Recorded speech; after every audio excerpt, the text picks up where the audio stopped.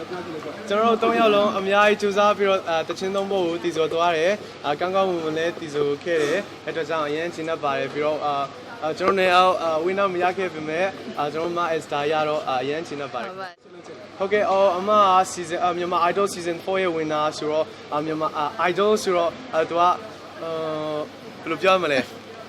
ဲသူများတွေဂုံယူစရာကောင်းအောင်စူးစမ်းစေချင်ပါတယ်ခင်ဗျာဟုတ်ကဲ့ပါဘူးတော့လူလေးခံစားရတယ်ဟ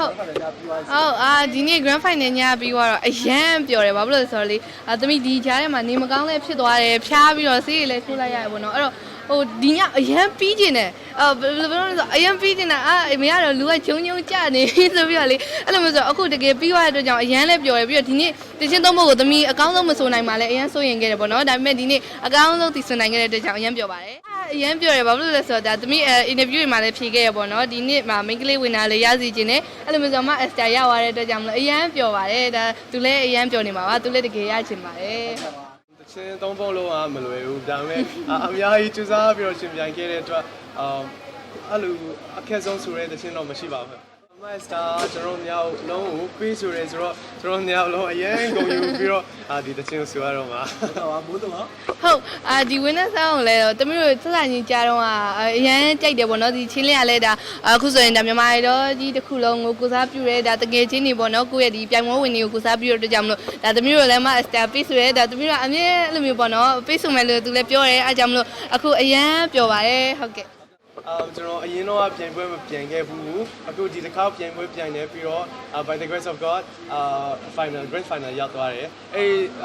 ဒီချိန်ထိအပြောင်းလဲမှုအများကြီးရှိပါတယ်ခင်ဗျကျွန်တော်ဘက်မှာတူတက်မှုတွေလည်းအများကြီးရှိပါတယ်အခုလည်းယုံကြည်မှုတွေအများကြီးတူးလာတယ်ပြီးတော့ fan တွေအပေးတဲ့စကားတွေလည်းကျွန်တော်တို့အများကြီးဖြစ်ပါတယ်ပြီးတော့ဂျိုင်နေရဲ့ comment တွေတခုချင်းစီတိုင်းကျွန်တော်တို့ခွန်အားတွေဖြစ်ပါတယ်ဟုတ်အခုကကျွန်တော်ပြန်ပွဲတော့ပြီးသွားရေးဒါမဲ့ဂီတာလမ်းကျောင်းပေါ်မှာကျွန်တော်ဆက်ရှောက်နေပါပါအကောင်းဆုံးကြိုးစားပြီးတော့အမြဲတမ်းရှိနေပါပါဟုတ်သမီးကတော့ဒါအခုမှ10တန်းပြီးကြတာပဲရှိသေးတာပေါ့နော်အဲ့တော့အခုအရန်ပြောင်းလဲလာရဆိုတာဒါဒီမှာဆိုလို့ရှိရင်အကုန်လုံးချိန်မိတယ်သမီးကအရင်တော့ဆိုလို့ရှိရင်ကိုယ့်ကိုနေကျင်နေဆက်ကျင်အဲ့လိုမျိုးပေါ့နော်နည်းနည်းလေးယောက်ျားဆင်တယ်လေးနေတက်တော့ဒီမှာကျတော့လှလှပပနေတက်လာတယ်အဲ့ဒါတော့အဓိကပြောင်းလဲတဲ့အချက်ပေါ့နော်ပြီးတော့နောက်ပိုင်းနဲ့ဆက်ပြီးတော့အနုပညာလုပ်တွေလည်းဆက်ပြီးတော့လုပ်သွားမယ်အခုဒါသမီးရဲ့ပရိသတ်တွေလည်းအများကြီးထပ်ပြီးတော့လည်းရနေပြီငငယ်တွေကပရိသတ်တွေလည်းရှိတယ်အားကြောင့်မလို့သမီးတို့ဆက်လက်အားပေးကြပါလို့ပြောချင်ပါတယ်ရှင်ဟုတ်ကဲ့ပါခင်ဗျကျွန်တော်တို့မြန်မာ Idol season 4မှာမပြန်ခဲ့လို့ရှိရင်အခုလိုကျွန်တော်မှလည်းfan တွေရှိမှာမဟုတ်ဘူးပြီးတော့ကျွန်တော်တို့လည်းဘယ်သူမှသိမှာမဟုတ်ဘူးအဲ့အတွက်ကြောင့်အိမ်မက်ကိုအကောင့်တွေပေါ်ချင်လို့ရှိရင်မြန်မာ Idol season 5မှာလာပြန်ကြပါလို့ကျွန်တော်ဖိတ်ခေါ်ချင်ပါတယ်ဟုတ်အဓိကတော့ဒီမှာလာပြိုင်မယ်ဆိုလို့ရှိရင်အဓိကအရေးအကြီးဆုံးအချက်ကတော့ဒါတိုက်ခိုက်ဝေဖန်မှုတွေကိုခံနိုင်ရင်ရှိမှလာပြိုင်လို့ရမှာပေါ့နော်ဘာလို့လဲဆိုတော့ခံနိုင်ရင်မရှိလို့ရှိရင်ဒ